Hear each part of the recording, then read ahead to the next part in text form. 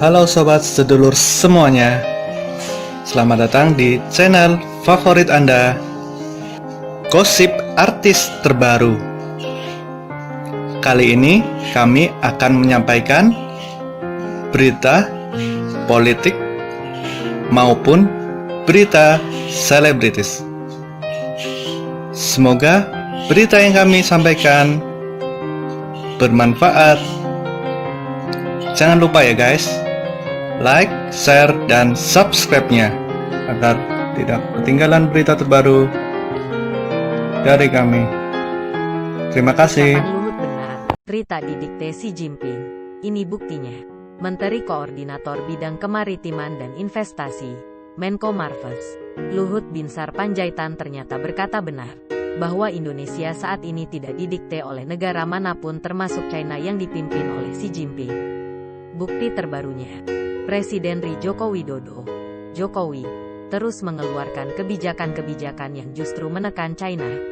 Misalnya saja, soal pelarangan ekspor biji nikel dan tahun depan Jokowi resmi melarang ekspor biji bauksit per Juni tahun 2023. China diketahui menjadi penikmat utama biji bauksit Indonesia, di mana menurut catatan Perhimpunan Ahli Pertambangan Indonesia, Perhapi, produksi biji bauksit Indonesia per tahunnya mencapai 40 juta ton, di antara 35 juta 36 juta tonnya diekspor ke China.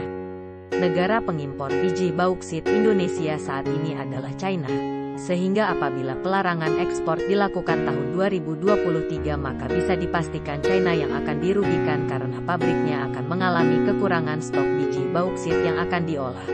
Terang Ketua Umum Perhimpunan Ahli Pertambangan Indonesia, Perhapi, Rizal Kasli kepada CNBC Indonesia, Senin, tanggal 26 Desember tahun 2022. Pelarangan ini memang akan merepotkan China, namun Indonesia bukan negara satu-satunya pengekspor biji bauksit ke China.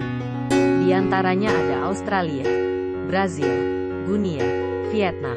Indonesia menguasai 4% cadangan dunia, ungkap Rizal.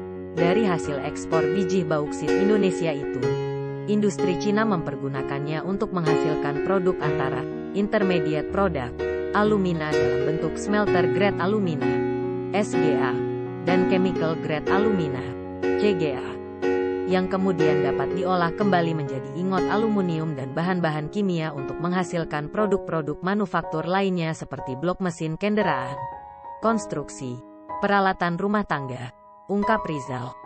Sebelumnya, Menko Marves, Luhut Binsar Panjaitan menyatakan secara bahwa Indonesia tidak dikontrol atau dikuasai China. Ada yang bilang Indonesia dikuasai China. Saya bilang tidak mungkin. Jelas Luhut dalam seminar internasional Lembaga Penjamin Simpanan, LPS, di Bali, Rabu, tanggal 9 November tahun 2022. Luhut merinci, pada 2014 lalu, Indonesia alami defisit neraca perdagangan dengan China sebesar 13 miliar dolar.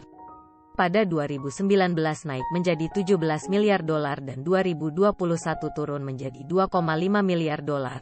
Kata Luhut, China melakukan anti-dumping atau pelarangan ekspor komoditas tertentu dari Indonesia ke China sebanyak 20%. China mendorong anti-dumping ke Indonesia 20%. Itu berarti Indonesia lebih efisien dari sebelumnya, kata Luhut lagi. Luhut juga berkelakar bahwa Indonesia merupakan negara yang canggih dan diklaim sebagai negara yang memiliki superpower. Saya hanya mengingatkan Perdana Menteri Helen Clark. Anda tahu beberapa orang yang tidak tahu negara kita sangat canggih.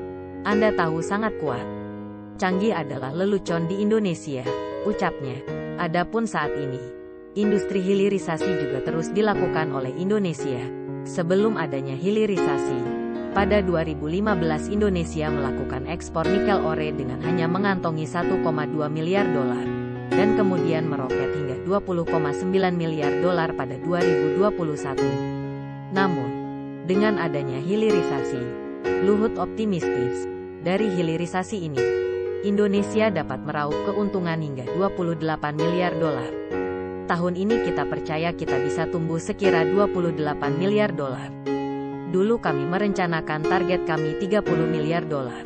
Namun karena lockdown di China, kami mengurangi target kami. Jelas Luhut.